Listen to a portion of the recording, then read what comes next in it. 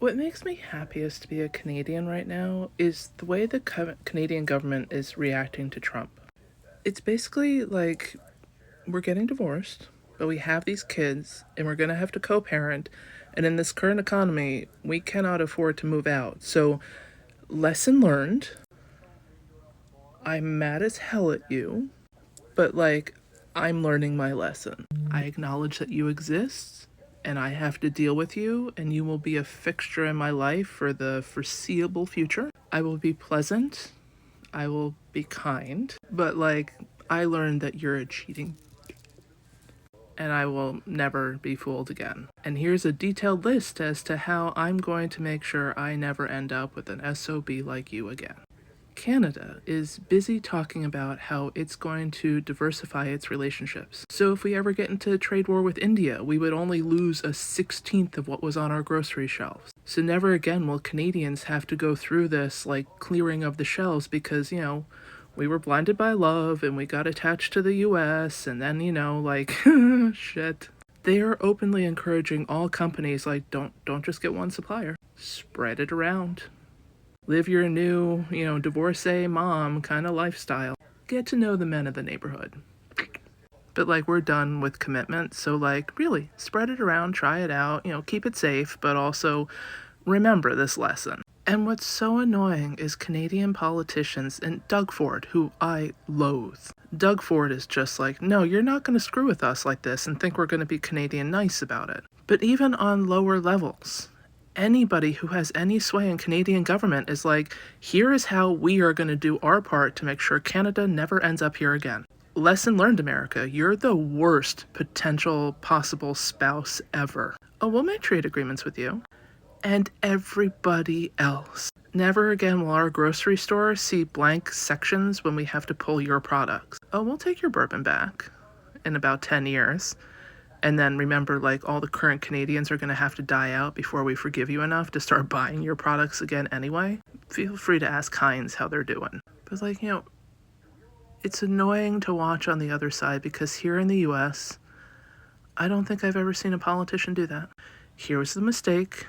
Here's what we learned from it. Here's how we're going to fundamentally change our laws and practices to make sure we never end up here again. You guys didn't ever quite get to ratifying anything, really. You've made temporary moves on books that, Trump struck out with one Sharpie. Canadians are big mad about this. But it's not just that they're big mad, it's that all citizens, even the Maple MAGAs, have a little bit of no. Which is weird to see because Maple MAGAs are basically Trump supporters. But even Maple MAGAs are fuck Jack Daniels. Yet in America, when we get screwed by any other country, we don't unite over a screw you kind of attitude. We don't set ourselves up to forever make sure that it never happens again. The closest we came is 9/11. And about 3 months later, we were back to business as usual. And we just dismantled half the agencies that would monitor our enemies, so basically setting us up to enjoy another 9/11 in a few years. Canadians are doing this for trade.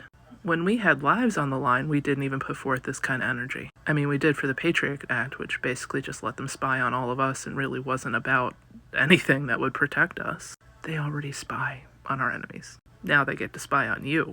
And had any of them just read interagency reports, we wouldn't be here, but hey, But inspiring to see Canada be never again. But then realizing you've never seen that happen in America. Trump is talking about trying to